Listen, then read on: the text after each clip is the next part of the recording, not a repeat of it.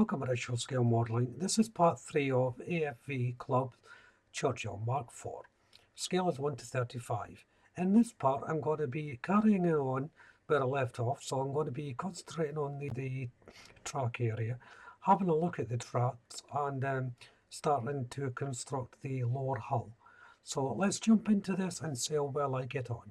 Starting where I left off, I'm placing some more rivets on the side panels, and then I'm starting to add some of the armaments. So this piece here, I did actually remove it halfway through putting the little bits and pieces on because I couldn't quite fit one of the parts. But that was more of a me problem than the kit problem. So I won't go too much into it. This kit has several openings that you can have the doors opened or closed. I'm going to have mine closed, just because I prefer them that way. But nevertheless, the parts obviously do have to be made up anyway. So all these little parts will just add on to the ornaments. On each of these panels that I'm placing on, there's little rivets that do get attached to them, like the doors as well. Now on the doors, you have the option of putting the latches on. This door, for instance, has two halves, the underside and the top side. Now if you want to put the latches on, they're in photo etch, and I would recommend only putting them on if you're going to have them open, because if not, if you're having them closed, you will not see the part at all. So there's no point placing it on. But I will place on a couple just to show you. The locations for these doors fit perfectly. The whole unit just fits very snugly inside the hatch area. There's very little cement needed, and it just falls into place. Now, there is some armaments that are photo etched as well. They do require a little bit of bending. You can use your tweezers or use a bending tool for that. What I'm placing on here is the little brackets that are going to hold the extra track links. So they're tiny bit of photo etch, and you just bend them into a right angle for them to fit. Now, I'm securing these with a bit of white glue, but you can use super glue if you wish. But super glue does tend to be brittle with photo etch and plastic, so you want to bear that in mind. I'm not saying you don't use super glue, because you do get the instant bond, but it takes a little bit more handling. The drawback with the white glue is it takes a lot longer to set, but I think the actual bond is better. So here I'm just taking the photo etch part and bending it around my tweezers to get the desired shape. The camera's not really picking it up all that well because it is an extremely small part, but it is an effective way to do it if you don't have a bending tool. So this is the next photo etch part going on.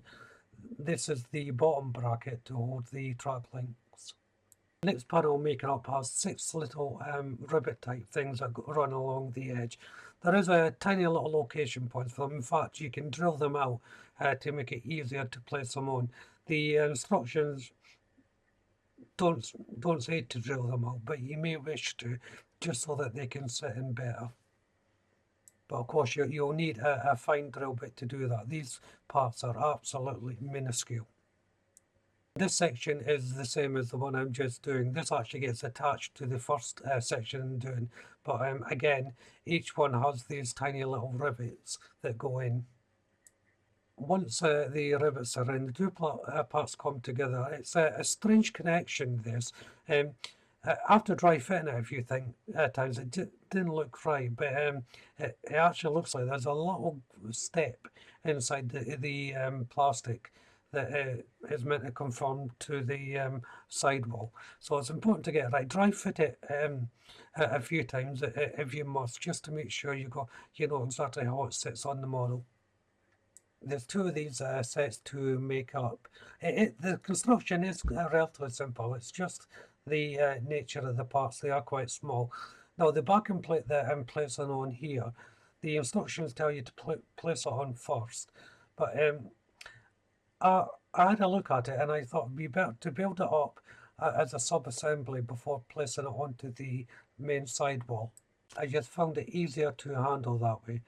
When you place it on, there's location points for it, but the thing to watch out for is make sure the leading edge drops down from the main area of the sidewall, so it's pointing down towards the wheels. And it's the same with this bracket here that I made up.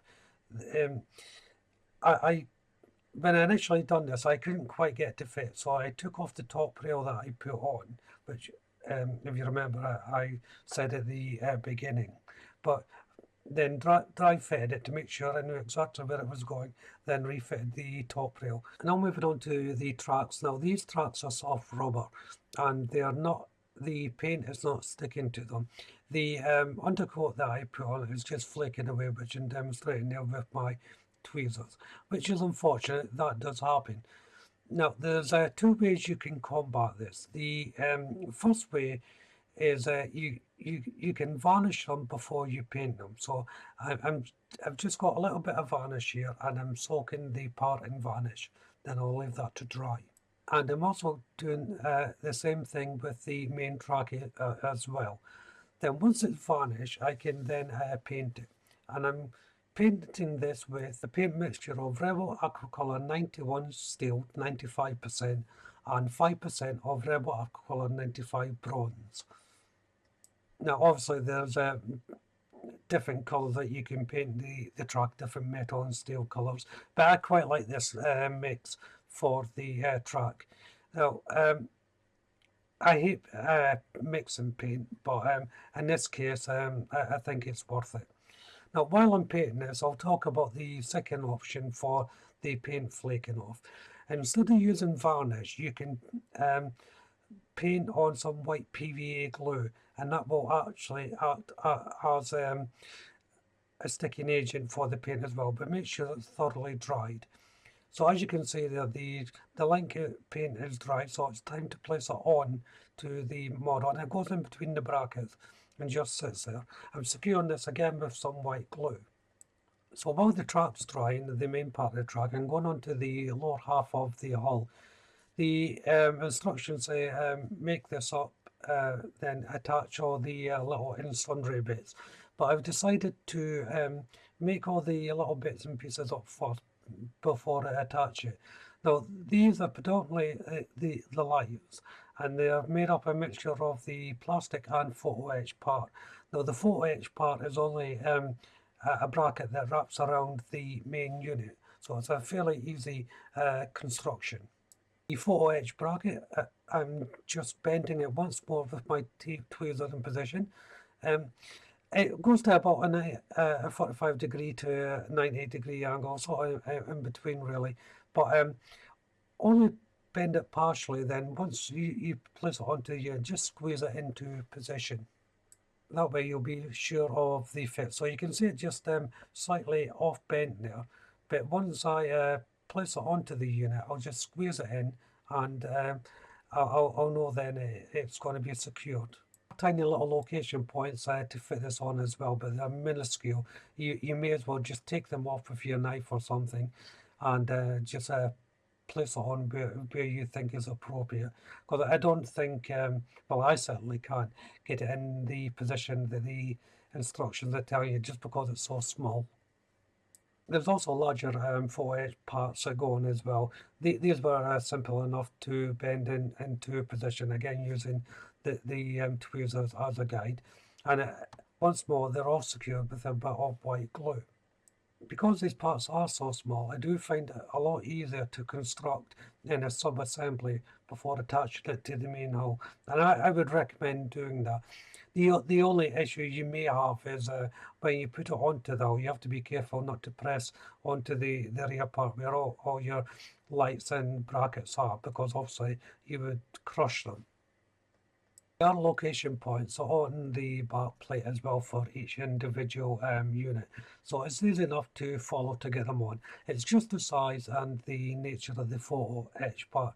Remember, if you're using the white glue, it's going to take a lot longer to set, but I think the hold is better, and of course you have longer to maneuver the unit into position. So other than building this is where I'll end part 3. I'm going to have to leave this for quite some time until it dries. So this is a good place to end the video. There's just this little part here going on, and that'll be that. So if you haven't done so already, why don't you check out the channel for my other builds? If you subscribe to the channel, please do so. Hit the notification bell, that way you'll be kept up to date not only with this build, but all my future builds as well, of course. Hit the like button, don't be afraid to leave a comment, and of course you can share the video. But for now, thank you all very much for watching. Bye bye.